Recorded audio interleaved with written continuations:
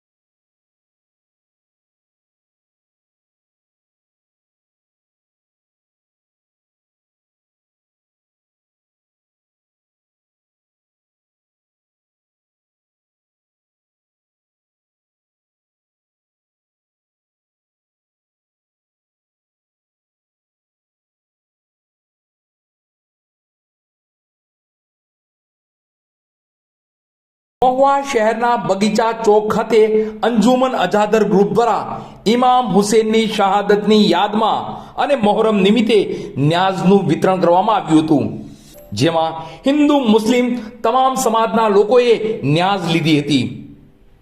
આ બાબતે વિગત જોઈએ તો મોહરમ નિમિત્તે ઇમામ હુસેનની શહાદતની યાદમાં હર વર્ષની જેમ આ વર્ષે પણ અંજુમન અજાદર ગ્રુપ દ્વારા લાગણીપૂર્વક અને નિષ્ઠાપૂર્વક ભાઈચારા સાથે કોમી એખલાસના વાતાવરણમાં ન્યાઝનું વિતરણ કરવામાં આવ્યું હતું. છેલ્લા 7 વર્ષથી અંજુમન અજાદર ગ્રુપ દ્વારા આ ન્યાઝનો કાર્યક્રમ કરાઈ રહ્યો છે. તો આ વર્ષે પણ હુસેની અલૈહિસ્સલામની યાદમાં લાગણીપૂર્વક નિષ્ઠાપૂર્વક ખિદમત આપે છે. આ વર્ષે પણ અંજુમન અજાદર ગ્રુપ દ્વારા રોજે અલગ અલગ પ્રકારની ન્યાઝ બનાવી તમામ ભાઈઓને વિતરણ કરાઈ રહી છે. આ ન્યાઝનો કાર્યક્રમ દરેક માટે છે. ધર્મ કે જ્ઞાતિના ભેદભાવ વગર દરેકને ન્યાઝ વિતરણ થાય છે. અંજુમન અજાદર ગ્રુપ દ્વારા આ સુંદર માનવતાનું કાર્ય થઈ રહ્યું છે.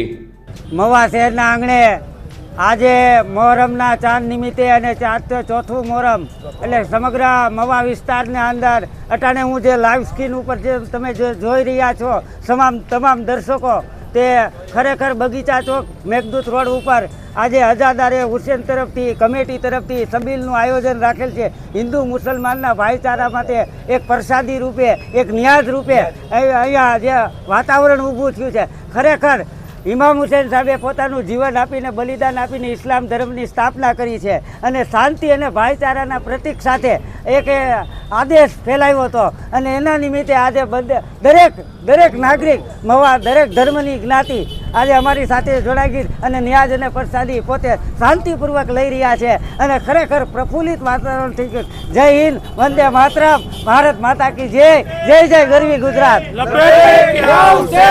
લપેટ આવશે.